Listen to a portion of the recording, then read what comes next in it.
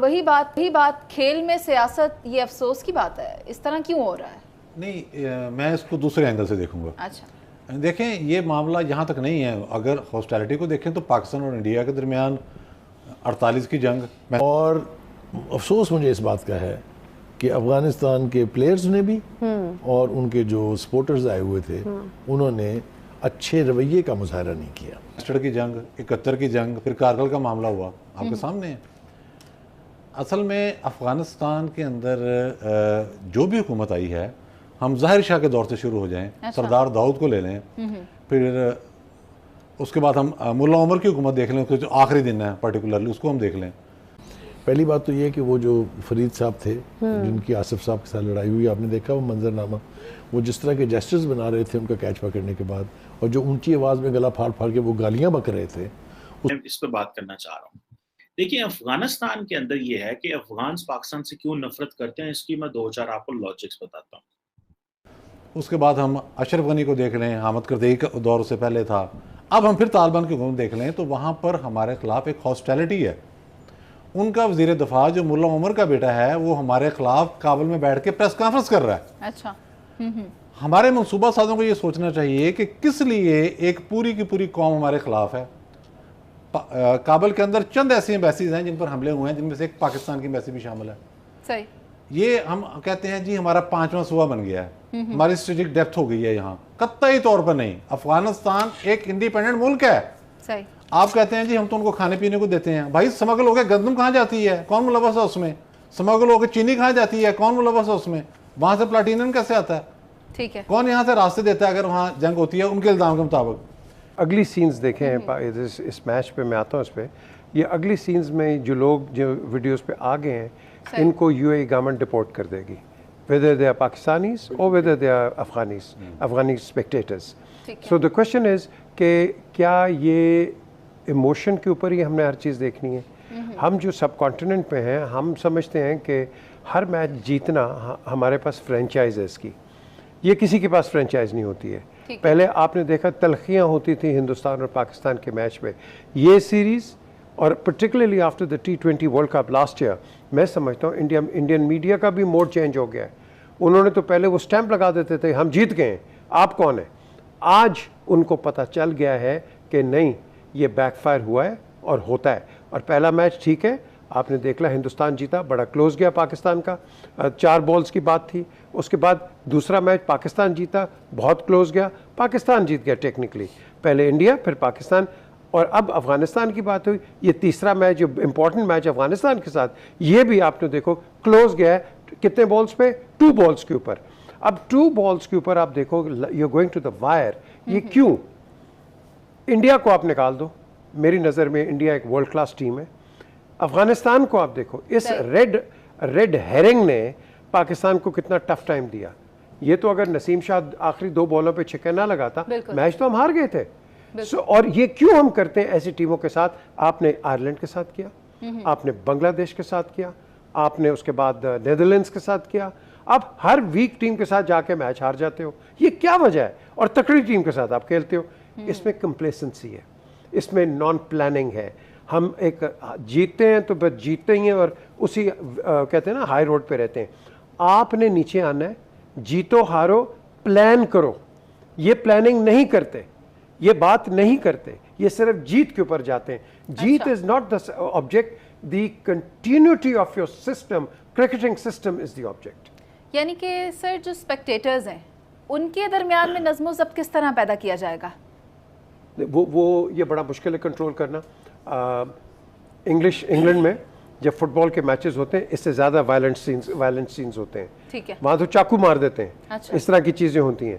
اور وہ جو گلاس کی باٹلز ہوتی ہیں ایک دوسرے کے سر پہ مار دیتے ہیں. ٹھیک ہے. لیکن یہاں وہ نہیں ہے، لیکن یہ ٹرینڈ آ رہا ہے. ٹو یور کوشچن، یہ ٹرینڈ آ رہا ہے. اس کو اب انگلینڈ میں جو ٹرینڈ آیا ہے وہ جس کو پکڑ لیتے ہیں نا، وہ ساری عمر کسی فٹ بال گراؤنڈ پہ نہیں جا سکتا، ساری عمر نہیں جا سکتا. یہ وہی چیز ہے کہ اب آپ ہوائی جہاز کے اندر بدتمیزی کریں اور اگر آپ کی کمپلینٹ ہو گئی آپ کبھی ٹریول نہیں کر سکتے. تو یہ کرکٹ میں ہونا چاہیے. ٹھیک ہے نوید. اس کے اوپر آصف کا ریئیکٹ کرنا واز نیچرل.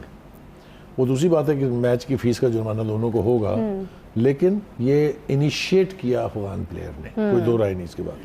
مگر جو بدتر مناظر تھے وہ تھے جب انہوں نے میچ ہارنے کے بعد پاکستان کے تماشائی جو وہاں گئے ہوئے تھے, جو یہاں سے گئے ہوئے تھے, جو وہاں کے لوکلز تھے, ان کے اوپر جس طرح سے تشدد کیا, یہ دوسری بار ہے. ایک دفعہ پہلے یہ لندن میں ہو چکا ہے, اور اس سے پہلے یہ ہندوستانیوں نے کیا تھا. ایڈن گارڈن میں کلکتہ کے پاکستان کا ٹیسٹ میچ ہو رہا تھا, جو پاکستان جیت رہا تھا چوتھے دن, تو اس وقت وہاں انہوں نے کریکرز چلائے, اور اسی طرح کرسیاں جو ہیں وہ پاکستان کا جو سپورٹ کر رہے تھے کراؤڈ, ان کے اوپر مر گئی. یہ ایک رویے کا نام ہے, یہ ایک گندا رویہ ہے, غلیظ رویہ ہے, کیونکہ گیم آف کرکٹ جو ہے it was regarded as game of gentleman. Gentleman game کے ساتھ یہ سلوک کرنا اور اس میں تشدد کو لے کے آنا جو ہے. اچھا, اس کے اوپر رمیز راجہ صاحب جو ہیں وہ یہ کہہ رہے ہیں کہ آئی سی سی میں جایا جائے گا اور وہاں پر جا کر جو ہے اس کو نوٹ کرایا جائے گا, اس کے اوپر ایکشن لینے کے لیے کہا جائے گا. وہ ساتھ میں یہ بھی کہہ رہے ہیں کہ وہاں پر سچویشن اس طرح کی بن گئی تھی کہ ہماری ٹیم کو وہاں خطرہ ہو سکتا تھا.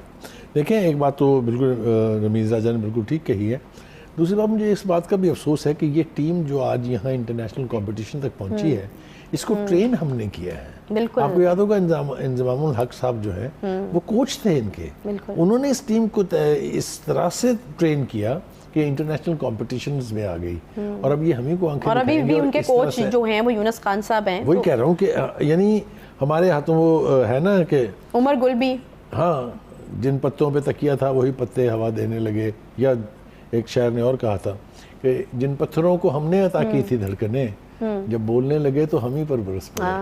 ان لوگوں کو ہم نے بنایا اپنے ہاتھوں سے, انہوں نے جو وہاں گند کیا ہے. ابھی تو وہاں کی لوکل جو اتھارٹیز ہیں امارات کی, انہوں نے بھی کہا ہے کہ ہم ایکشن لیں گے اور یقینی بنائیں گے اس بات کو کہ ایسا دوبارہ نہ ہو.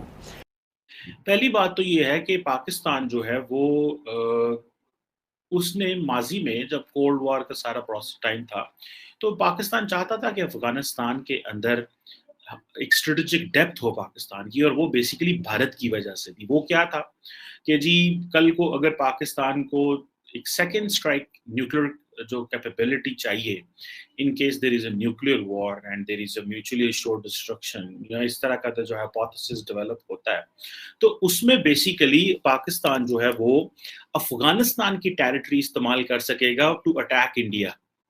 سو وہ جو اسٹریٹجک ڈیپتھ, حالانکہ بعد میں یہ 90s 80s کی بات ہے, 89 88 اس وقت 90s کی بات ہے, جب جنرل اسلم بیگ پاکستان کے ہوا کرتے تھے, ان کے دور میں یہ کانسیپٹ آیا.